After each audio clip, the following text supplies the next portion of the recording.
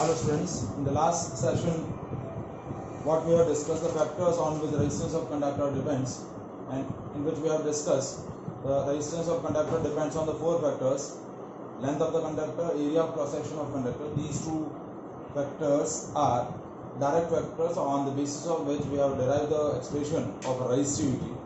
Now remaining two factors are indirect factors, and that are nature of material of conductor and the fourth one is temperature. These two factors are indirect factors: nature of material of conductor and the temperature. So first is nature of material of conductor. So on the basis of types of material of which conductor is made, material is classified into three categories. यानी conductors जो है या substance जो है on the basis of electrical properties they are classified into three categories: conductor, insulators and alloy. Conductors basically क्या होते हैं? Metals. ठीक है. तो on the basis of resistivity और on the basis of the nature of material of conductor we classify the substances into three categories: conductors, these are basically metals; alloys are the combination of metals; and third one is insulators. These are the types of material. So metals, as we know that metals are the good conductor of electricity because they consist of free electrons. But on the basis of electrical properties, metals have low value of resistivity. Low resistivity that lies from 10 to the power minus 6 ohm into meter to 10 to the power minus 8 ohm into meter. The range of their resistivity is 10 to the power minus 8 ohm into meter to 10 to the power minus 6 ohm into meter. So due to their low resistivity, they consider as a good conductor of electricity.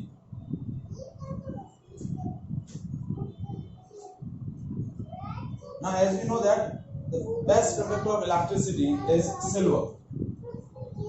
Silver is the best conductor of electricity because its resistivity is least. Silver की जो resistivity होती है वो सबसे least होती है. ठीक है. That is around 1.6 into 10 to the power minus 8 ohm into meter. ठीक है. Least resistivity, that's why it is the best conductor of electricity. But in the household circuit, हमारे घर के अंदर जो appliances होती हैं वो सिल्वर वायर से हम जनरली कनेक्ट नहीं करते हैं, क्योंकि सिल्वर वायर लो रेजिस्टिविटी है, गुड कंडक्टर ऑफ इलेक्ट्रिसिटी है, but it is costly, so cost effective नहीं है. So second material which we have used, copper. Copper is the second metal whose resistivity is low, but its resistivity is more than the silver, that is 1.62 into 10 to the power minus 8 ohm into meter. So basically we have used copper and aluminium as a transmission wire in a household circuit. हमारा जो house hold circuit होता है उसमें normally हम appliances को copper wire से connect करते हैं क्योंकि उनकी रेजिस्टिविटी लो है, that's why they are good conductor of electricity. और जो ओवरहेड केबल्स होती हैं, जो पोल्स वगैरह पे जो इलेक्ट्रिसिटी ट्रांसमिशन होता है, वो नॉर्मली एल्यूमिनियम की केबल्स के थ्रू किया जाता है, क्योंकि एल्यूमिनियम जो है उस नेक्स्ट थर्ड एलिमेंट है जिसकी रेजिस्टिविटी लो होती है. लेकिन एल्यूमिनियम की केबल्स जो है वो क्या होती है? लाइट वेट की होती है. तो ओवरहेड केबल्स के फॉर्म में हम इनको यूज करते हैं, एल्यूमिनियम को यूज करते हैं. सो that is the first kind of material which have low resistivity, that's why it is the best conductor of electricity. Now second type of material is alloy. Alloy is a combination of metals. Alloy कैसे बनते हैं? जब हम metals को मॉल्टन state में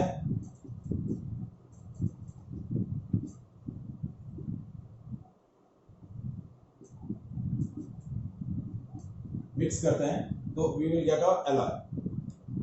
जैसे for example nichrome. Nichrome is a alloy of nickel, chromium, manganese and iron. That nichrome wire is basically used in a heating appliances. जो भी आपकी हीटिंग अप्लायंसेस होती है, जैसे टोस्टर हो गया, गीजर हो गया, ठीक है, इनमें जो हीटिंग एलिमेंट होता है नॉर्मली नाइक्रोम वायर का बना रहता है, ठीक है। अब वाई वी आर एलॉय की जो रेजिस्टिविटी होती है वो क्या रहती है, that is of range of 10 to the power -4 to 10 to the power 2 ohm into meter, means their resistivity is more than conductors. Their resistivity is more than conductor. So the heating elements or main component of a heating appliances are made up from alloy. Why we are made up them alloy? Because they have high resistivity, high resistance and it do not oxidize at high temperature. क्योंकि जो heating appliances होती है उनमें mainly work क्या होता है, heating का work रहता है, तो वो heating appliances में mainly क्या हो, हीटिंग प्रॉपरली हो, ठीक है। और हाई टेम्परेचर पर आपका जो मेन कंपोनेंट है वो क्या होना चाहिए, मेल्ट नहीं होना चाहिए। If you are using a metal coils तो क्या होगी, हाई टेम्परेचर पर मेल्ट डाउन हो जाएगी। तो that's why we are using the alloy coils is made up from alloy. उनकी रेजिस्टिविटी हाई रहती है and they do not oxidize at a high temperature, ठीक है। जो आपका बल्ब का फिलामेंट होता है, filament of bulb is made up from tungsten. Tungsten का जो मेल्टिंग पॉइंट होता है अराउंड 3300 डिग्री सेंटीग्रेड के अराउंड रहता है, हाई टेम्परेचर है, वो मेटल है, ठीक है। और on heating it will be creates a light energy create करता है, हीट एनर्जी से लाइट एनर्जी क्रिएट होती है। तो filament of bulb is made up from tungsten, ठीक है। तो सेकंड मटेरियल जो है आपके रेजिस्टिविटी वाइज वो है एलॉय, जिनकी रेजिस्टिविटी कंडक्टर से ज्यादा रहती है, ठीक है। जैसे नाइक्रोम वायर है, कॉन्सोनेंस वायर है, ठीक है। बहुत सारे एलॉय के wires as a transmission wire और इलेक्ट्रिसिटी ट्रांसमिशन में यूज किए जाते हैं। नेक्स्ट आते हैं insulators. As you know that insulators are the bad conductor of electricity, और इनकी जो रेजिस्टिविटी होती है, इलेक्ट्रिकल प्रॉपर्टीज के बारे में बात करें तो इनकी रेजिस्टिविटी हाईएस्ट होती है, that is of range of 10 to the power 12 to 10 to the power 18 ohm into meter। इतनी हाईएस्ट रेजिस्टिविटी होती है, so they are bad conductor of electricity। इनके इन सब्सटेंसेस के थ्रू इलेक्ट्रिसिटी पास ही नहीं हो सकता, ठीक है। जैसे रबर हो गया, एबोनाइट हो गई, डायमंड हो गया, they are the insulators. Glass हो गया, their resistivity is maximum and they are least conductor of electricity, or we are saying that they are bad conductor of electricity. So that is a classification of material on the basis of their resistivity, and that is a third indirect factor which is known as the nature of material of conductor। तो conductor की resistivity सबसे least है, that's why they are best conductor of electricity. Alloy की उससे ज्यादा है तो उससे कम इलेक्ट्रिसिटी के कंडक्टर हैं वो। फिर insulator, they are bad conductor of electricity. Is it clear?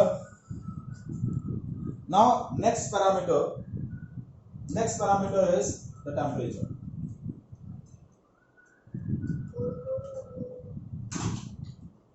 Now as you increase the temperature of conductor or resistor, if the resistor is made up from conductor or metal से आपका made up है, so as you increase its temperature, its resistance increases। So as you increase the temperature of conductor wire, its resistance increases, ठीक है। Temperature बढ़ेगा तो क्या होगा, heat energy produce होगी और उसकी वजह से उसका रेजिस्टेंस बढ़ जाएगा। रेजिस्टेंस बढ़ेगा तो अमाउंट ऑफ करंट जो होगी वो क्या हो जाएगी, डिक्रीज हो जाएगी, because the resistance is inversely proportional to the current. Resistance बढ़ेगा तो करंट क्या हो जाएगा, उस कंपोनेंट में कम हो जाएगा। So whenever you increase the temperature of material, कोई भी कंडक्टर मटेरियल मेटल की वायर है, उसका टेम्परेचर बढ़ाएंगे तो उसका रेजिस्टेंस बढ़ेगा, रेजिस्टेंस बढ़ेगा तो आपका अमाउंट ऑफ करंट उस कंपोनेंट में कम होगा। So that is the fourth factor on which the resistance of conductor depends. So there are four factors on which the resistance of conductor depends: length of the conductor, area of cross section of conductor, nature of material of the conductor, and the temperature।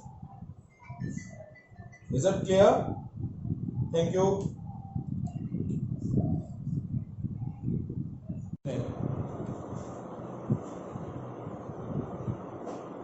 Now who is the superstar?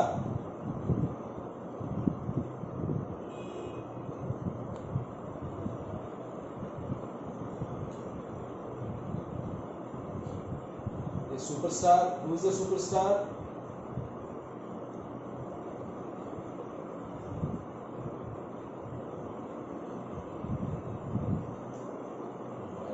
नए नाम से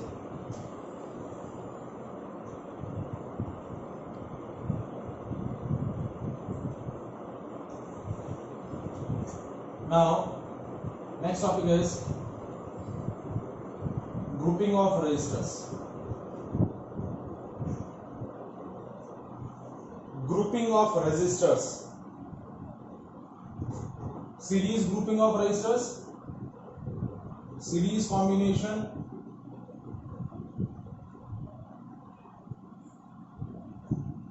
Of resistors. And second one is parallel combination of resistors.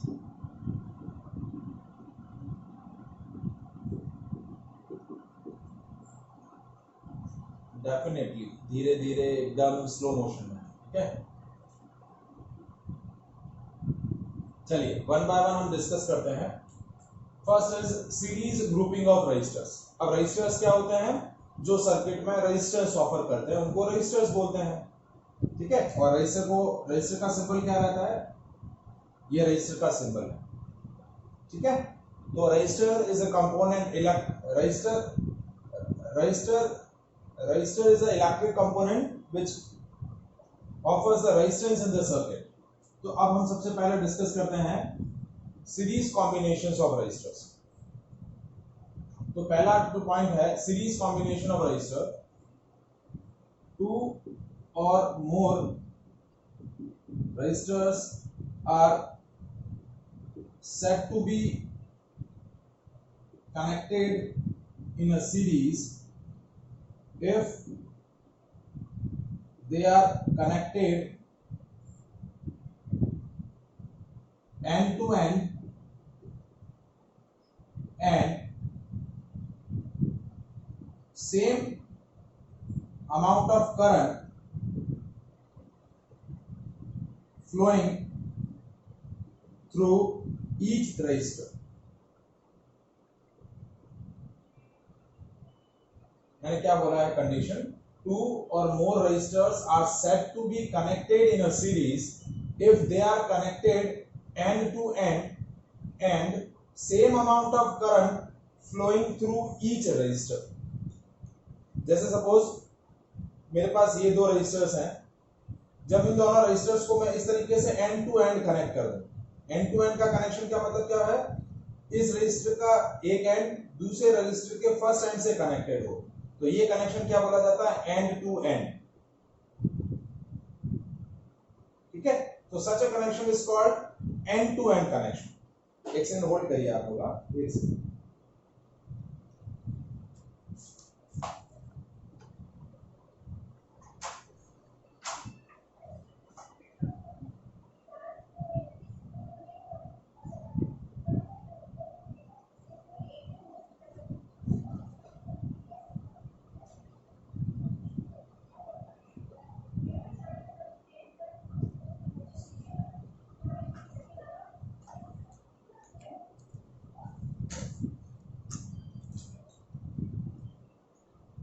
देखिए जैसे suppose ये three resistors हैं,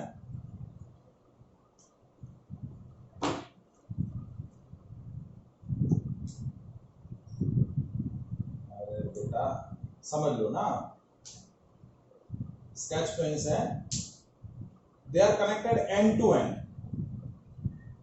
इसका second वाले resistor का एक एंड इससे कनेक्टेड है, सेकंड वाले रजिस्टर का दूसरा एंड थर्ड वाले रजिस्टर के फर्स्ट एंड से कनेक्टेड है। So that is called end-to-end connection, and that is called series connection। जैसे देखिए ये रजिस्टर है, ये दूसरा रजिस्टर है और ये तीसरा रजिस्टर है, तो इस तरीके से हमने इनको end-to-end कनेक्ट किया है। इस रजिस्टर का फर्स्ट एंड या सेकंड एंड दूसरे रजिस्टर के फर्स्ट एंड से कनेक्टेड है और दूसरे रजिस्टर का सेकंड एंड थर्ड रजिस्टर के फर्स्ट एंड से कनेक्टेड है, तो that is called end-to-end connection. जैसे आपने यहाँ प्लेस किया, तो this is called end-to-end connection. So suppose if I am considering three resistors of resistances R1, R2 and R3, मैंने तीन रेजिस्टर्स लिए of resistances R1, R2, R3, they are connected in a series if they are connected end to end. जैसे end to end का क्या मतलब हुआ, इसका second and दूसरे वाले के फर्स्ट एंड से ज्वाइंट हो गया और इसका सेकंड एंड तीसरे वाले के फर्स्ट एंड से कनेक्ट हो गया, तो that is called end to end connection. अब यहां मैंने एक एमीटर कनेक्ट किया है,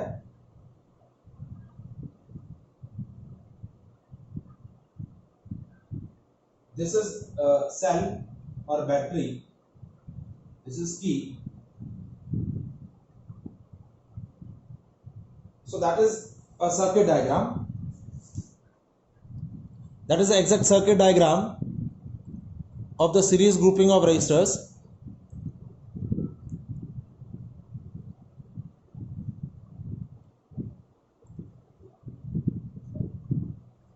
तो ये तीनों रेजिस्टर्स क्या है, एंड टू एंड कनेक्टेड। कैसे कनेक्टेड है, एंड टू एंड।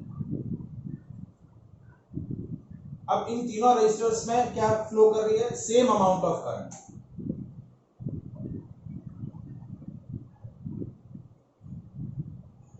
ये आपका बैटरी हो गया, ये की है, ये एमीटर है। एमीटर किस लिए यूज कर रहे हैं, ammeter is used to measure the current in the circuit. Ammeter आप किस लिए यूज कर रहे हैं, to measure the current in the circuit. So two or more resistors are said to be connected in a series if they are connected end to end and the same amount of current flowing through each resistor. आपका current क्या होगा इन तीनों resistor में, constant है। The value of I is constant.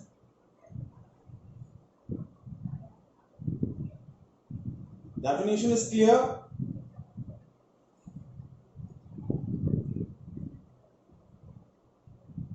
अब देखिए हमारे पास हमने एक पॉइंट डिस्कस किया है, ओम्स लॉ।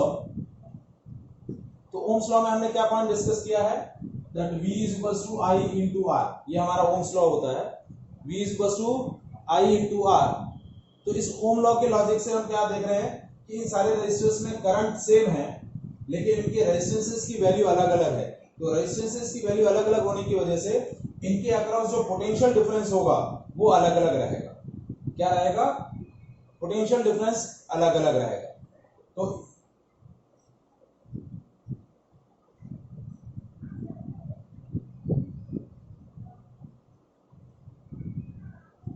ये तीन रेजिस्टर्स सीरीज में कनेक्टेड है, पैरेलल नहीं कनेक्टेड है, सीरीज में कनेक्टेड है।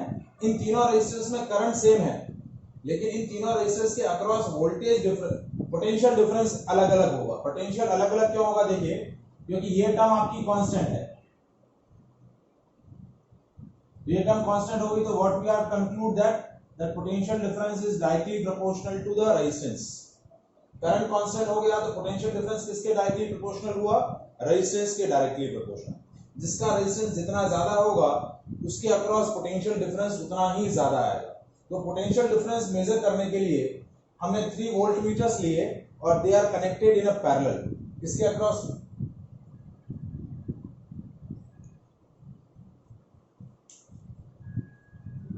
मैं तो कनेक्टेड ही हूं प्रॉपर, ज्यादा रहेगा। तो रेजिस्टेंस R1 के अक्रॉस पोटेंशियल डिफरेंस कितना है, V1। रेजिस्टर R2 के अक्रॉस पोटेंशियल डिफरेंस कितना है, V2। और R3 के अक्रॉस पोटेंशियल डिफरेंस कितना है, V3। And to measure these potential differences we connected 3 voltmeter in parallel. ये 3 वोल्टमीटर हमने कनेक्ट किए, 1, 2 और ये 3। ये तीनों वोल्टमीटर क्या कर रहे हैं, पोटेंशियल डिफरेंस मेजर कर रहे हैं। क्या कर रहे हैं, पोटेंशियल डिफरेंस। अब इन तीनों की वैल्यू हम कैलकुलेट करेंगे तो वैल्यू कैसे आएगी, देखिए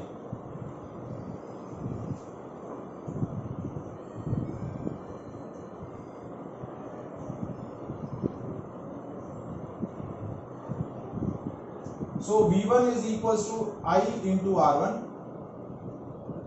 that is what, potential difference across resistor 1। फिर potential difference across resistor second क्या होगा, V2 is equals to IR2। और पोटेंशियल डिफरेंस अक्रॉस रेजिस्टर 3 क्या हो जाएगा,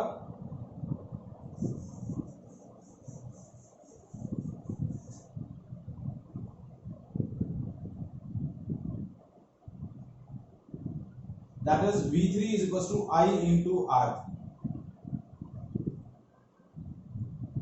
potential difference across register R1 क्या हुआ IR1, I2 के अक्रॉस क्या हुआ IR2 और IR3 के अक्रॉस पोटेंशियल डिफरेंस कितना हो गया IR3 और टोटल पोटेंशियल डिफरेंस कितना हो जाएगा this total potential difference across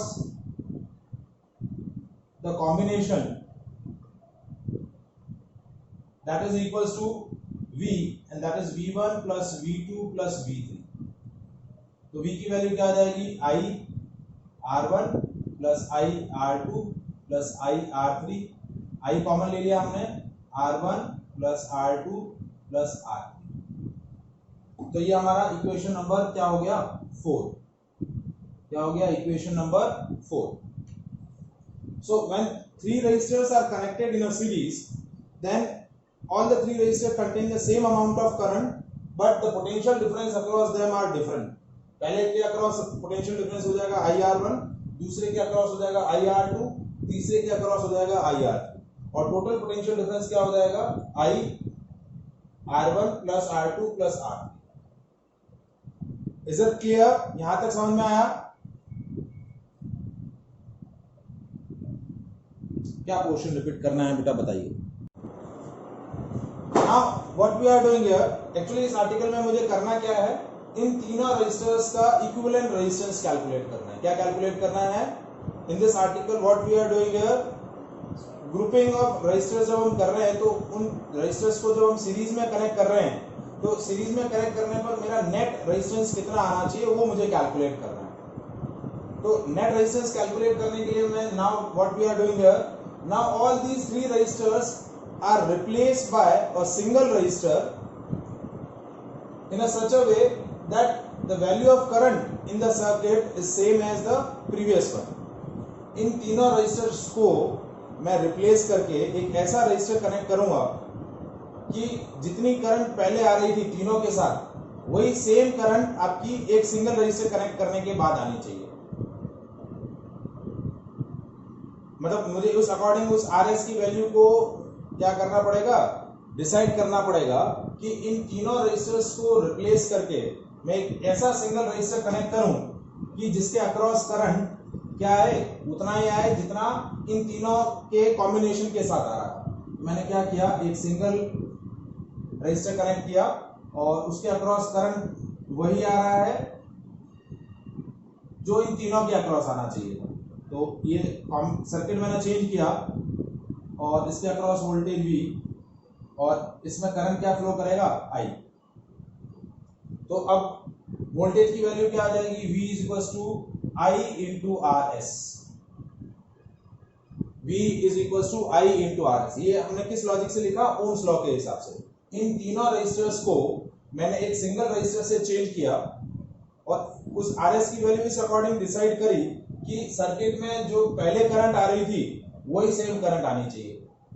तो क्योंकि मेरा करंट क्या है सीरीज के अंदर कांस्टेंट है.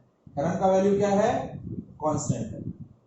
तो मैंने इससे पहले जो इसके लिए इक्वेशन बनाई थी V क्या बताया था I R1 plus R2 plus R3. ये इक्वेशन मेरे इस सर्किट के लिए थी और इस सर्किट के लिए मेरी इक्वेशन क्या है V is equal to I into RS.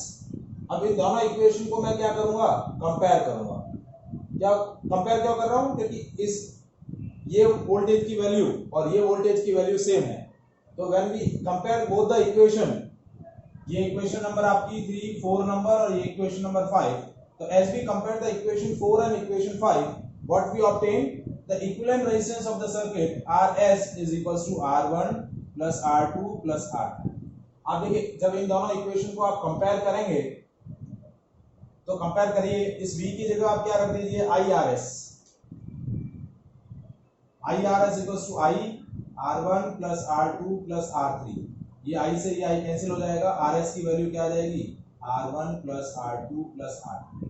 So that is an important relation for the series grouping of resistors. आपका रिलेशन क्या बता रहा है कि when you connect the 3 or 2 or more than 2 resistors in a series, then equivalent resistance of the circuit is equals to the algebraic sum of their individual resistance. आपका जो net resistance होगा वो individual resistances का क्या होगा, algebraic sum.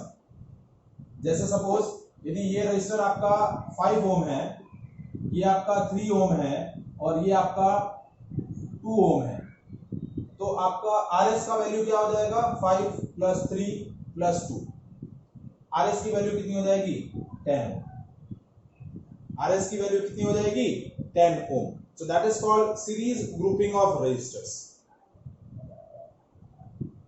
So whenever the components or resistors are connected in a series, then equivalent resistance is equals to the algebraic sum of resistances of individual resistors. जो भी आपके individual resistors है उनका algebraic sum होगा। सारे resistors में current की value same रहेगी और सारे रेजिस्टर्स के अक्रॉस वोल्टेज जो होगा वो डिफरेंट होगा। क्या होगा, वोल्टेज डिफरेंट रहेगा। पॉइंट समझ में आए तीनों में? मैंने जो 3 पॉइंट्स आपको डिस्कस किए हैं तीनों समझ में आए आपको? मैं तीनों पॉइंट्स को इस बोर्ड पे रिप्रेजेंट कर रहा हूं, देखिए।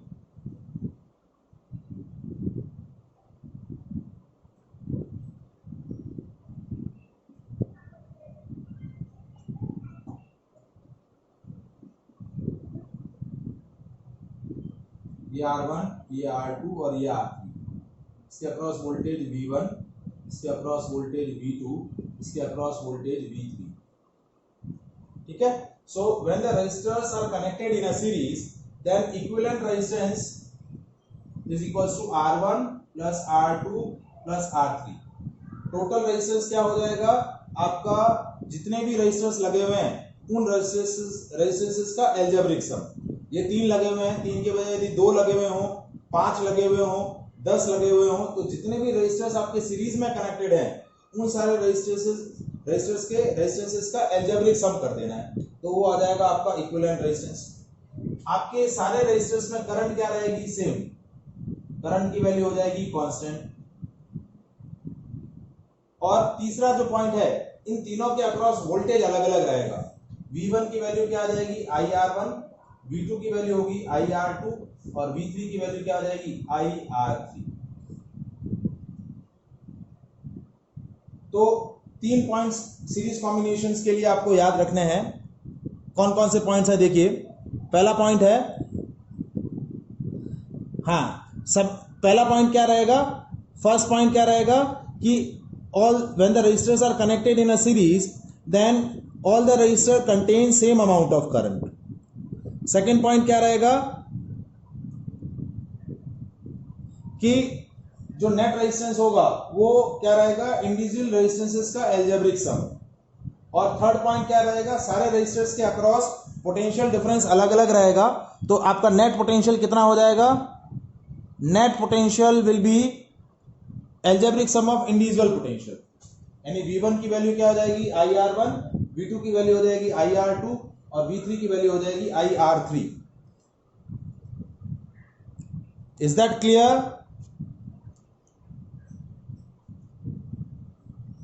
हाँ, series grouping of resistance, this is called series grouping of resistance. Now we explain this thing. 3 resistors of resistances 5 ohm, 10 ohm and 15 ohm are connected in a series with the 10 volt battery. 3 resistors of resistances 5 ohm, 10 ohm and 15 ohm are connected in a series with the 10 volt battery. Calculate total resistance of circuit, total current of circuit and potential difference across each resistor. 3 parameters you have to calculate: total resistance of the circuit, total current of the circuit and potential difference across each resistor.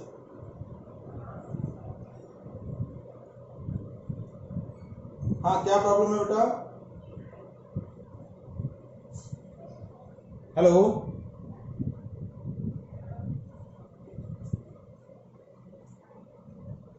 अब देखिए first question का answer कैसे आएगा, total resistance of the circuit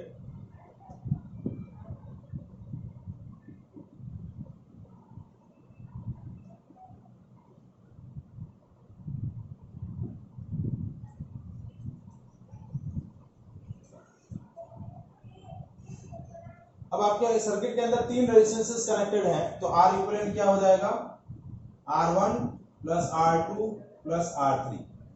तो R1 की value है 5 plus 10 plus 15, so this will be 30 ohm. आपका total resistance circuit का कितना आ जाएगा, 30 ohm. 5 ohm plus 10 ohm plus 15 ohm, so that will be the total resistance of the circuit. ठीक है, अब आता है second part, total current in circuit.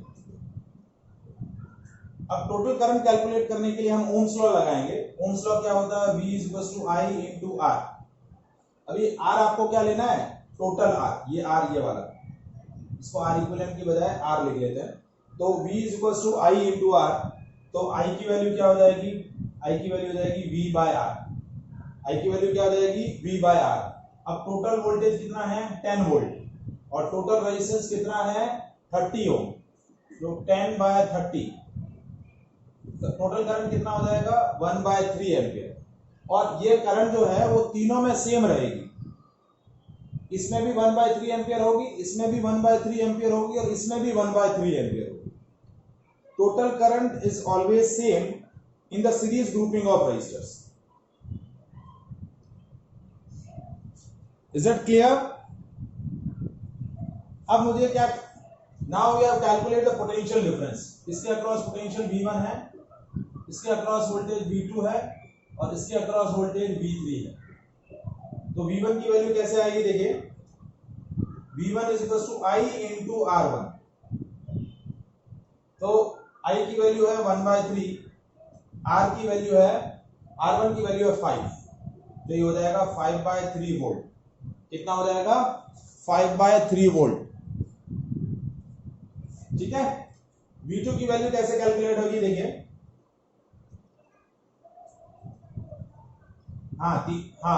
तीनों का सेपरेटली निकलेगा, क्योंकि सीरीज में वोल्टेज अलग अलग होता है। तो V1 = I × R1, तो ये हो गया 1/3 × 5, कितना हो गया, 5/3 वोल्ट। V2 की वैल्यू हो जाएगी IR2, 1/3 × 10, यानी 10/3 वोल्ट। और V3 की वैल्यू क्या हो जाएगी, IR3, यानी 1/3 × 15, दैट इज 5 वोल्ट। और जब आप इन तीनों वोल्टेजेस का सम करेंगे, तो sum will always equals to the battery EMF, battery के वोल्टेज के इक्वल होगा। आप ये वेरीफाई भी कर सकते हैं, 5/3 + 10/3, 15/3, 15/3 मींस 5 वोल्ट, और 5 वोल्ट एंड 5 वोल्ट 10 वोल्ट। तो आपका टोटल वोल्टेज कितना आ जाएगा, 10 volt. Is it clear? So in the series grouping of resistor, total resistance is equals to the algebraic sum of resistances of individual resistors. Total current same रहेगी, और voltage जो है वो अलग अलग रहेंगे। Is it clear? We are taking one more example in this section. हाँ, series का एक और एग्जाम्पल लेते हैं, ठीक है।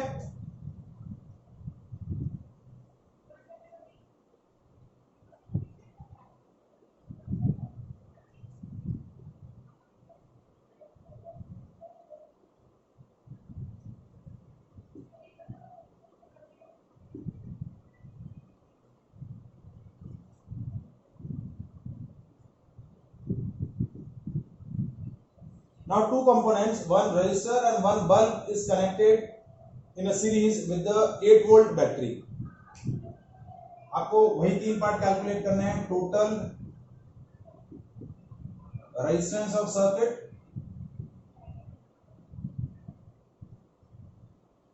Total current of the circuit, and third potential difference across each component.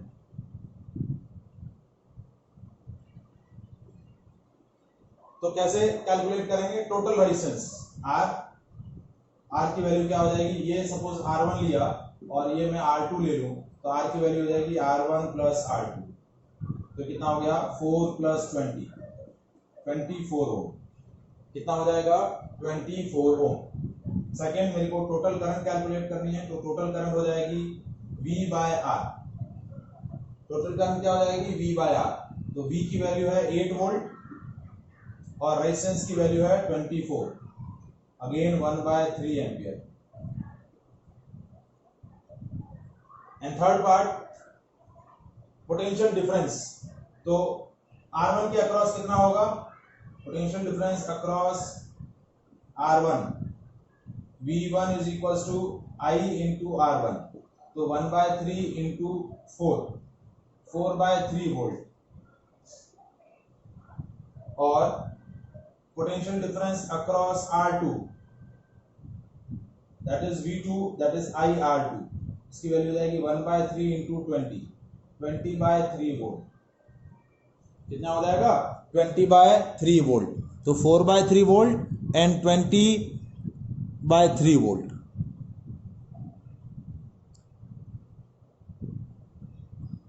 Is that clear? So any doubt in the series grouping of resistors? Now question, suppose we are taking 3 resistors of different resistances like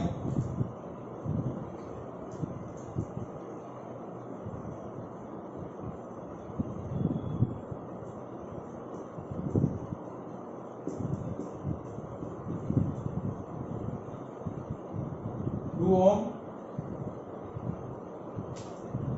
3 ohm and 5 ohm, and these 3 resistors are connected in a series with the battery of voltage 5 volt. So आपको calculate करना है, calculate effective resistance of circuit, total current in circuit and potential difference across each resistor. देखिए CKT जो है, CKT circuit का short form है, circuit को CKT लिखा है इसलिए मैंने।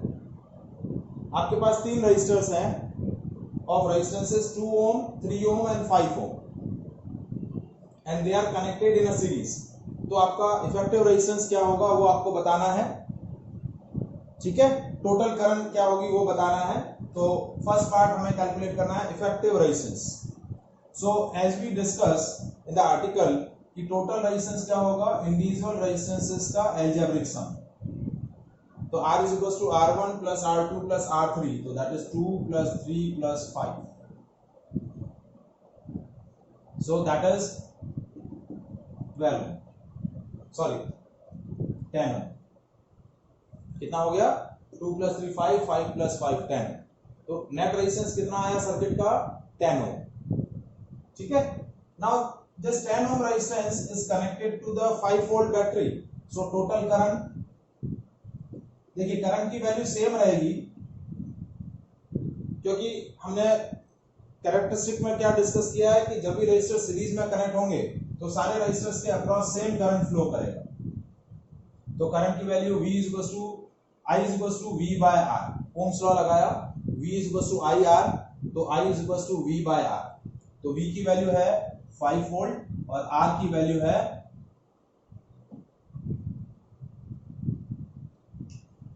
10 ओम, ठीक है? तो दैट इज 1/2 एम्पियर, यानी कितनी होगी? 0.5 एम्पियर। कितनी हो गई? 0.5 एम्पियर, ठीक है? अब थर्ड कैलकुलेट करना है इन तीनों के अक्रॉस पोटेंशियल डिफरेंस। इसके अक्रॉस V1 है, इसके अक्रॉस V2 है और इसके अक्रॉस V3 है। तो V1 की वैल्यू आ जाएगी I इंटू R1। I की वैल्यू है 1/2, R1 की वैल्यू है 2, तो 1/2 से 2 cancel, that is 1 ampere, sorry 1 volt. V2 की वैल्यू IR2, I की वैल्यू 1/2, R2 की वैल्यू है 3, तो दैट इज 3/2 यानी 1.5 volt, and V3 is IR3, that is 1/2 into 5, that is 5/2 यानी 2.5 वोल्ट। अब इन तीनों वोल्टेजेस का सम करेंगे तो 2.5 एंड 1.5 4 एंड 4 एंड 1 5, तो टोटल वोल्टेज के इक्वल आएगा। इन तीनों का सम हमेशा इस 5 मतलब वोल्टेज अक्रॉस द कॉम्बिनेशन के इक्वल रहेगा, उससे ज्यादा नहीं होगा ना ही उससे कम होगा। So that is about the series grouping of register. Is it clear?